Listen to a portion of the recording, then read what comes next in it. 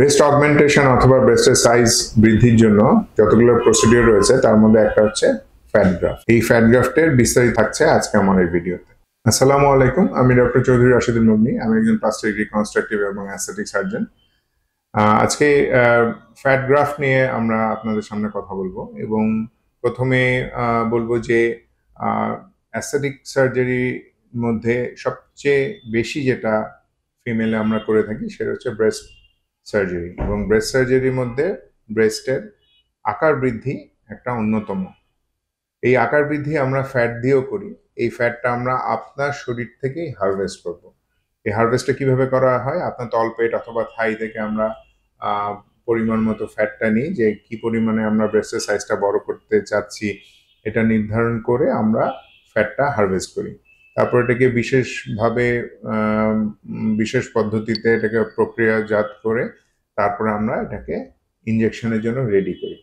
তারপর আমরা আপনার দুই ব্রেস্টেই এই ফ্যাটটা ধীরে ধীরে ইনজেক্ট করে দিই। এখন এই সম্পূর্ণ প্রসিডিওরটা আমরা যে ফ্যাটটা দিচ্ছি এটা সম্পূর্ণ অজ্ঞানের করার মাধ্যমে কিন্তু আমরা এই অপারেশনটা করছি। এখন এই পদ্ধতির কিছু সুবিধা আছে, কিছু অসুবিধা আছে। সুবিধাগুলো হচ্ছে এইটা সম্পূর্ণ একটা ন্যাচারাল প্রসিডিওর, আমরা ফ্যাটটা দিচ্ছি, এখানে বড় ধরনের কোনো কাটাছেঁড়া নাই, সুতরাং স্কারের ভয় খুব কম থাকে। আপনি খুব আর্লি রিকভারিতে যেতে পারবেন। আর এটার যেই ব্রেস্টের যে ফিলিংটা এটা সম্পূর্ণ ন্যাচারাল থাকে পোস্ট অপারেটিভলি।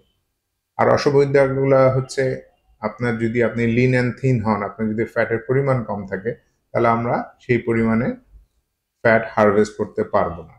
আরেকটা হচ্ছে এই যে ফ্যাটটা আমরা দিচ্ছি এটা কিন্তু 30-40% অ্যাবজর্ব হয়ে যায়। সুতরাং আমরা আপনাকে যেই আকারটা দিতে চাচ্ছি বা ভবিষ্যতে অ্যাবজর্ব হওয়ার পর এটা কোন স্টেজে যে দাঁড়াবে এটা প্রেডিক্ট করা একটু মুশকিল।